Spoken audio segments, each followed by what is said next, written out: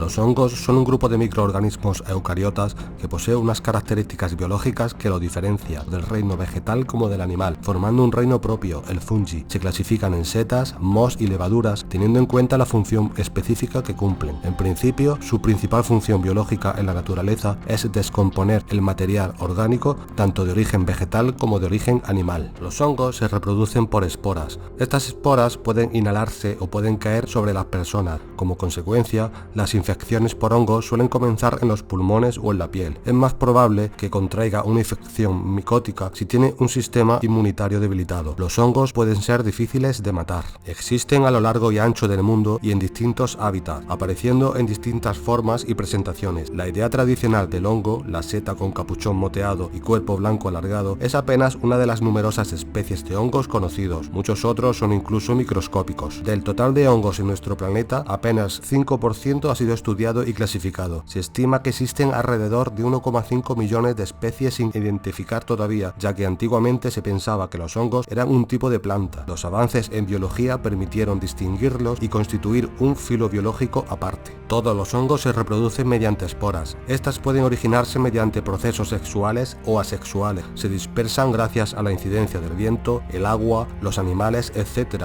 y germinan con condiciones ambientales favorables, primero formando hifas y luego desarrollando micelio. Las esporas son equivalentes a las semillas de los árboles. Una vez que encuentran las condiciones propicias, su crecimiento puede ser muy rápido. Los hongos no pueden sintetizar sus propios nutrientes, ya que carecen de clorofila, lo que les obliga a vivir como parásitos, principalmente de las plantas y en menor medida de los animales. Son capaces de convivir de forma permanente con el hombre sin causar infección, pero en determinadas circunstancias pueden producir estas infecciones. Las infecciones por hongos, como la meningitis y las infecciones sanguíneas, son menos comunes que las que se producen en la piel y los pulmones, pero pueden ser mortales. Parece ser que se separaron de los otros reinos hace 1000 millones de años aproximadamente. Sin embargo, aún comparten con el reino vegetal características como la falta de locomoción y el tipo de estructuras corporales. También se acercan a los protistas en su composición bioquímica. Dentro de este reino de los hongos, uno de los más conocidos y expandidos es la cándida. Es el nombre científico de una levadura, que es un hongo que vive en casi todas partes, incluso dentro de nuestros cuerpos, pero por lo general el sistema inmunitario lo mantiene bajo control. La candidiasis es una afección consecuencia de parasitación. Forma parte del grupo de las enfermedades más frecuentes que afectan al hombre. Se puede afirmar que prácticamente todos los hombres a lo largo de su vida la padecerán alguna vez. Además de encontrarse en la piel, es muy frecuente que este hongo habite en el interior de nuestro organismo. Cuando ejerce su influencia descontrolada, por ejemplo, en el aparato digestivo, algunos de los síntomas son depresión, ansiedad, baja autoestima, cansancio, incluso a pesar de haber dormido 8 horas, dificultad para tomar decisiones, confusión mental, ansiedad por dulces y carbohidratos, dolor de cabeza, malestar general, etc. Síntomas que padecen gran parte de la población mundial y que muchas veces no saben por qué. Para acabar de forma natural con estos hongos, habría que privarles de su medio de vida, evitar el azúcar, las harinas refinadas, el gluten y el alcohol, tomar alimentación alcalina, añadir probióticos y alimentos fermentados en la dieta, entre otras cosas. Mantener tus defensas y el sistema inmune altos, es decir, dejar de alimentar al predador o parásito, justo como ocurre con los parásitos energéticos. Es notable que precisamente el estilo de alimentación y de vida impuesto en la sociedad es justo el necesario para la proliferación de estos microorganismos y otras enfermedades del cuerpo, además de una debilitación sistemática del sistema inmune. Todo el diseño apunta justamente a eso. Este tipo de hongos y probablemente muchos otros y otro tipo de organismos inducen al portador a comer el tipo de alimentos que necesitan para sobrevivir, lo que hemos comentado, que precisamente son los que acidifican el organismo, procurando otros males en él. Cuanto mayor es el consumo de estos tóxicos, mayor aumento de hongos en el organismo, más facilidad para enfermar y más necesita de consumir tóxicos. Igualmente sucede con algún tipo de parásito que se contagia por transmisión sexual e induce al huésped a tener relaciones de forma descontrolada para seguir esparciendo la colonia. Tanto en un caso como en otro es como si ejerciesen una especie de control mental sobre la persona o el animal. Un caso extremo de control mental de hongos sobre el parasitado lo encontramos en el caso de los Cordyceps. Es conocido que este hongo se desarrolla, por ejemplo, en las cabezas de ciertas hormigas y las manipula hasta lograr las condiciones ideales para su reproducción una vez infectadas. Las hormigas comienzan a caminar de forma errática y tienen convulsiones, de ahí el nombre de hormigas zombie, y porque están subordinados a los mandatos, por decirlo así, del parásito.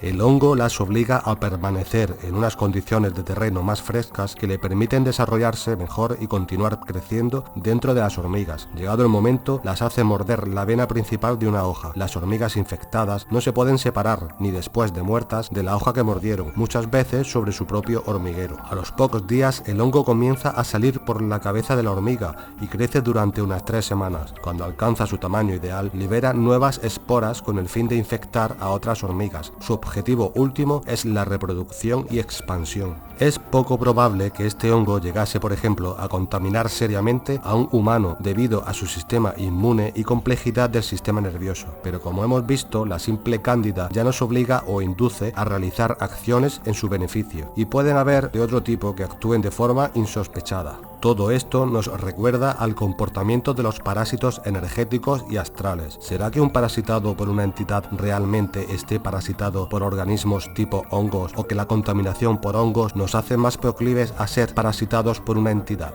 Nosotros creemos que ambas cosas. De hecho, los que presentan alta toxicidad por hongos tienen facilidad para percibir o ver entidades y otros planos. De nuevo, ¿será que realmente los contaminados por estos hongos realmente ven visiones como resultado de los productos químicos resultantes, o que esta parasitación facilita la parasitación energética y por tanto se llega a ampliar esa percepción pudiendo estar distorsionada? De nuevo pensamos que ambas posibilidades se darían, entre otras cosas. La cuestión es cómo una entidad biológica microscópica puede tener tal grado de programación y de dónde surge. En los parásitos energéticos, como ya hemos expuesto varias veces, cuanto mayor es el grado de tamaño o complejidad estructural de la entidad, podría decirse que mayor es el nivel de consciencia o semiconsciencia de esta, muchas veces perteneciendo a una mente colmena, por lo que pueden ir desde una simple larva astral que actúe como una sanguijuela energética hasta un ser acoplario de mayor rango que te induce a tener comportamientos para generar el tipo de energía de la cual se alimenta, como pueden ser prácticas sexuales depravadas, por ejemplo. En el caso de los hongos, parece que sucede así. Habría ciertos tipos de hongos que en mayor tamaño de la colonia formarían una especie de red biológica, incluso como el micelio, y una especie de mente colmena a modo de red implantaria que facilitaría el acceso y parasitación de entidades parasitarias etéricas y ejercerían una especie de control mental o posibilitaría este control sobre el huésped, así como la conexión a egregores. Esto explicaría en parte la sumisión que ha demostrado gran parte de la población mundial, favoreciendo la programación mental global, hipnosis colectiva y favorecería el acceso al campo energético y mental de la persona de hechizos y ciertas irradiaciones, ya que casi todos ya los tendrían incorporados en su propio organismo. Estos hongos serían una suerte de soporte en la tridimensionalidad de un programa extradimensional o etérico. Estaríamos hablando de una nanobiotecnología con un programa y función determinado y variable, siendo gran parte de la nanotecnología y parasitación a la que estamos expuestos bioenergética. La programación de estos microorganismos vendría dada a nivel etérico-energético y en su propio ADN, ya que el genoma del hongo es bastante grande, con algo más de 32 megabases que contiene aproximadamente 13.000 genes, 17 de ellos mitocondriales en principio. Y esta programación y diseño sería efectuado por los controladores, es decir, las inteligencias alien y arcónticas y sus secuaces, a un nivel probablemente hasta ahora no sospechado. Además, es sabido que los hongos se propagan fácilmente por el aire, por lo que para esparcirlos, una de las formas más fáciles sería fumigándolos. Solemos comentar cómo en fechas clave determinadas y en días de rituales intensos se multiplican las fumigaciones clandestinas y chemtrails. Se conoce parte del contenido de estas estelas de fumigación, aunque puede ser variable, entre otras cosas bacterias, nanopartículas, nanotecnología, partículas de metales pesados y hongos como nanobiotecnología, además de las bacterias, etc. Las microfibras o morgellons que aparecen en las fumigaciones pueden ir impregnadas o serían parte de estos hongos. Todo esto, más allá de la geoingeniería y de la procedencia de estos supuestos aviones o drones de la que ya hablaremos, facilita la expansión de irradiaciones, de los hechizos y rituales masivos, el control mental, la interferencia biológica y la conductividad del los generado y extraído. Hemos comentado cómo eliminar estos hongos de forma natural, que no es otra otra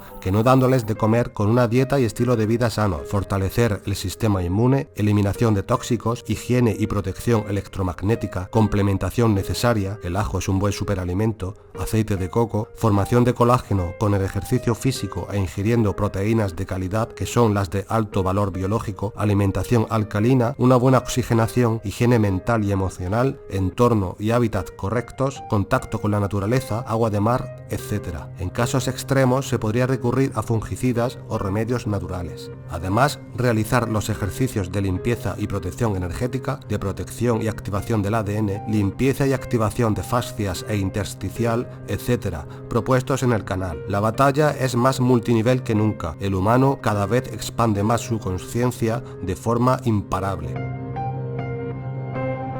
Que investigué qué es lo que podría haberle estado pasando y afortunadamente lo encontré, y la causa de ese padecimiento que sí parecía autismo, pero no era autismo, era una infección intestinal, fue un hongo, y afortunadamente solo cambiando la alimentación se eliminó el problema, y pues he encontrado cosas que no me hubiera imaginado jamás. Es que investigar hongos es muy complejo, investigar parásitos también es muy complejo, porque los parásitos mutan con tal de sobrevivir. O sea, son organismos que pueden involucionar si eso es lo que les va a asegurar la sobrevivencia. Wow. Entonces, tú puedes estar viendo un organismo que tiene ciertas características y cuando lo analizas a lo mejor un día después, pareciera que estás viendo otra cosa. Hay millones que no se han clasificado, entonces es que no sabemos ni siquiera qué en realidad qué son. Sí, enfocado a lo que es la medicina. Todavía está en pañales. O sea, ahora se ha hecho investigación y se habla mucho de la flora intestinal. Últimamente oímos mucho de los probióticos y la microbiota y los fermentados y todo esto. Pero en realidad esto va mucho más allá, porque estos organismos, lo que se sabe ya, que se demostró en Stanford hace algunos años, fue el doctor Robert Sapolsky el que lo demostró, es que estos organismos pueden determinar conductas, emociones, pensamientos que no son tuyos, que son del organismo que te está parasitando, y como son organismos inteligentes, te van a manipular para hacer lo que ellos necesitan para sobrevivir. Te voy a poner un ejemplo hablando del Toxoplasma gondii, que es un protozoo. Ese organismo lo hemos oído que tiene que ver con los gatos, ¿no? Los gatos son los que nos van a transmitir ese parásito. ¿Qué es lo que hace este protozoo, el toxo, cuando infecta a un ser humano? Lo que va a hacer es que en el cerebro va a cambiar el sentido del miedo por placer. O sea, lo que te da miedo generalmente, este organismo va a hacer que te cause placer de tipo sexual. También van a hacer cosas que a otras personas les causarían miedo, como por ejemplo manejar a altas velocidades en la noche con los faros apagados. Eso casi siempre coincide con una persona parasitada con toxo. Otra conducta que hace el toxo es hacer que traigas gatos a tu casa. Esta imagen típica de la señora o señor que vive solo con 50 gatos es porque ya está intoxicado. Los hace personas aisladas, solitarias, va a interferir con las conexiones cerebrales, entonces pues para ti ahí me gustan los gatos. Lo que hace que la persona infectada traiga más gatos a su casa, es que el toxo solo se puede reproducir en el intestino de otro gato. Entonces, para asegurar su supervivencia, necesita atraer a más gatos. La persona que está infectada va a traer más gatos a su casa porque entre más olor a orina, más placer sienten. El tema de la kombucha sí es un tema porque ahora resulta que todos son expertos fermentadores y todos fermentan kombucha y kefir y búlgaros y tíbicos en sus casas, y la realidad es que son caldos de cultivo. Y si tú no sabes bien lo que estás haciendo, lo que estás es literalmente cultivando organismos que no sabes qué son y después pues te tomas eso. ¿Qué es lo que pasa con el kombucha específicamente? El kombucha es un hongo y en Japón, porque es originario de Japón, lo fermentan en barricas de roble blanco. Entonces hay todo un proceso de fermentación que tiene todo un porqué y un cómo. Cuando hemos hecho análisis del té kombucha, hemos encontrado que hay organismos que son cancerígenos, como el Aspergillus o como cándidas, que son muy agresivas. Pero bueno, pues la gente se lo toma pensando que va a equilibrarle, los va a desintoxicar y que la flora intestinal. En realidad, claro que el té kombucha puede ser curativo, pero yo creo que en Japón la gente que lo sabe cultivar muy bien. Yo me he dado cuenta de que las personas que se intoxican con té kombucha coinciden en decir que ven a un hombre pájaro, por ejemplo. Y ese hombre pájaro es un ser de la mitología japonesa que se llama Tengu. Entonces está relacionado porque al final son hongos y los hongos, muchos son alucinógenos. Entonces yo me he dado cuenta en casos, gente que me lo ha platicado, que cuando suspende el té kombucha se terminan las alucinaciones del hombre pájaro, ¿no? Porque los hongos microscópicos también son alucinatorios. O sea, te hacen ver cosas que no son. Incluso es muy interesante ver cómo modifican la percepción, ¿no? Tengo un caso de una chica que me decía, es que yo no puedo creer los novios tan feos que yo tenía. ¿Por qué no me daba cuenta que eran todos tan feos y tan desagradables? Y, o sea, ahora que los veo no puedo creer que hayan sido mis novios, ¿no? Entonces, estos organismos de verdad cambian la percepción de la realidad. Hay organismos que se ha detectado que cuando la persona está muy, muy parasitada por el microorganismo de este tipo, empieza a tener, por ejemplo, pensamientos suicidas, ¿no? O pensamientos ellos dicen que escuchan que alguien les habla, ¿no? Entonces, esto se ha diagnosticado como esquizofrenia, por ejemplo. Pero ellos reportan decir, por ejemplo, es que me están diciendo que vaya por un cuchillo y mate a mi hermano, por ejemplo, ¿no? Eso es algo que yo oigo más de los niños. Los adultos difícilmente lo van a decir así sin pensarlo, pero los niños sí lo dicen. Y lo que yo me he dado cuenta es que una vez que se hacen cambios en los hábitos, esto empieza a desaparecer. Estos pensamientos y estas conductas desaparecen completamente.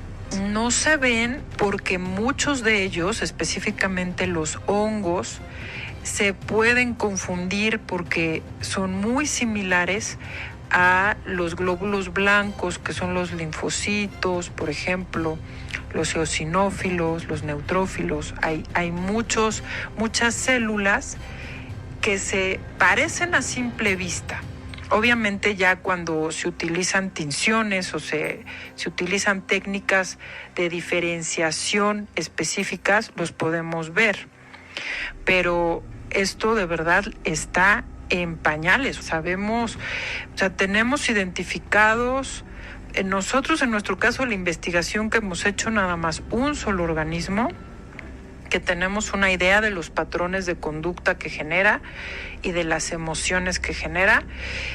Del otro que les hablo, el toxo, esta investigación se hizo en Stanford, pero la realidad es que se sabe muy poco de qué organismo es el que causa qué pensamientos y qué conductas y qué emociones, porque incluso hay organismos que al robar electrones, que es literalmente energía negativa, se van a alimentar de energía negativa. Entonces causan situaciones en las que hay ira, hay envidias, hay odio, porque eso mismo los está alimentando de forma literalmente energética. El doctor Sapolsky, el doctor Robert Sapolsky, cuando publicó los resultados de su investigación, tuvo muchos problemas, porque resultó que entonces al darse cuenta que había un organismo que te quitaba el miedo, lo buscaron personas del ejército para invitarlo a pues hacer que los soldados no tuvieran miedo. Él no se prestó a hacer eso y bueno, pues terminó yéndose de Estados Unidos. Pero hemos tenido casos, por ejemplo, en los que un niño que no habla arroja un parásito que mide 90 centímetros y entonces empieza a hablar. Sí, como una lombriz de tierra que mide literal 90 centímetros, ¿no? Esto estaba ahí adentro y por eso el niño no hablaba. Hay casos que se dan así. Una vez tuve el caso de una chiquita que se le cayó todo el pelo.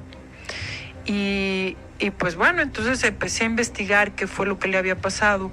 Y ella estaba infectada con un hongo que se llama Rhizopus, que lo que hace este hongo es acumular cadmio. Los hongos microscópicos son bioacumuladores de metales pesados de forma natural. Entonces, esta chiquita se había contaminado con cadmio y el hongo, que ella empezó a cambiar sus patrones alimenticios y solo comía alimentos que necesitaban este hongo en su proceso de producción industrial. ¿Y qué hizo el hongo? El hongo atrapó el cadmio excedente, pero como consecuencia se le cayó todo el pelo. O sea, fue un efecto de la toxicidad del hongo. Pero también veía a un lobo. Ella veía a un lobo y ella decía que el lobo le decía cosas, pero ella decía que veía un lobo y que el lobo le decía cosas. Y ella también decía que venía de otro planeta. Yo a veces he pensado si es que estos organismos sí crean algún tipo de conexión o nada más son alucinaciones. O sea, eso yo todavía no lo puedo.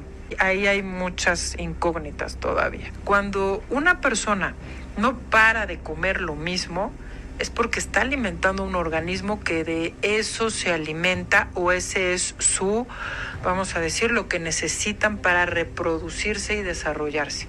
Pero yo he tenido niños que comen tierra, literalmente tierra.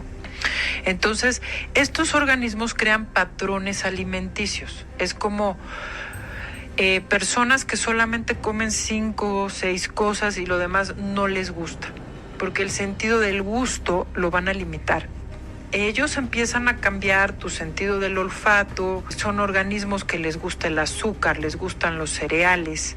Entonces van cambiando tus hábitos alimenticios y al consumir muchos cereales, muchos azúcares refinados, pastas, ¿qué va a pasar? Se va a empezar a intoxicar el hígado y no va a haber producción de bilis. La flora intestinal, por supuesto que se puede transmitir de persona a persona. Por ejemplo, cuando nace un bebé, los bebés hablan de que los bebés nacen y son casi estériles, pero no es así. Los bebés ya traen mucho de la mamá, pero por ejemplo, vamos a poner este ejemplo que es muy simple. Un beso apasionado. Te pasan más de 10,000 millones de organismos. No es que se te contagien, pero sí se transmiten. Y luego, ¿qué va a pasar? Mientras que tu flora intestinal esté fuerte y equilibrada, tu sistema inmune va a funcionar bien, entonces te lo pueden pasar y como entra va a salir. Pero si tu sistema inmune no está fuerte, si tu flora intestinal está desequilibrada y te entra algún organismo de estos y después lo alimentas y nada más le das lo que le gusta, entonces sí te puede causar problemas. Si tú tienes un ambiente adentro de tu cuerpo, un terreno biológico apto para ellos, van a sobrevivir y se van a reproducir. Y si no, no. Que se transmiten, sí se transmiten todo el tiempo. Y están en el aire, en el agua, en todos lados. Pero nunca me hubiera imaginado que las frutas y las verduras orgánicas pudieran ser la fuente de la contaminación de estos organismos. No es que le tenga yo miedo a estos organismos, pero sí les tengo mucho respeto, sobre todo a los hongos. Que hay hongos para la ira, para la lujuria, hay hongos que causan envidia, hay hongos que causan miedo, hay hongos que causan pereza, otros tristeza. Estos como brotes de ideas exóticas que tienen que ver con los parásitos se manifiestan el día de la luna llena. porque los días de luna llena hay más asesinatos, hay más violaciones, nacen los bebés, ¿no? Entonces, esto es así porque cuando es luna llena, estos organismos se reproducen. Cuando yo hablo de parásitos, pueden vivir adentro de ti y se pueden aprovechar de ti para salirse con la suya. Entonces, una buena desparasitación por lo menos requiere 3 meses y no se va a llevar a cabo solo tomándote una pastilla.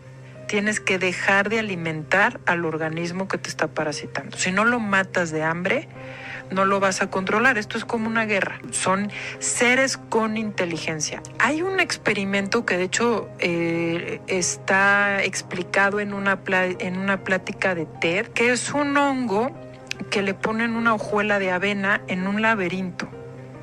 Entonces es un hongo que es de tipo plasmático, ¿no? Y llega más rápido a la avena que una computadora. Entonces, yo creo que sí tienen algún tipo de inteligencia.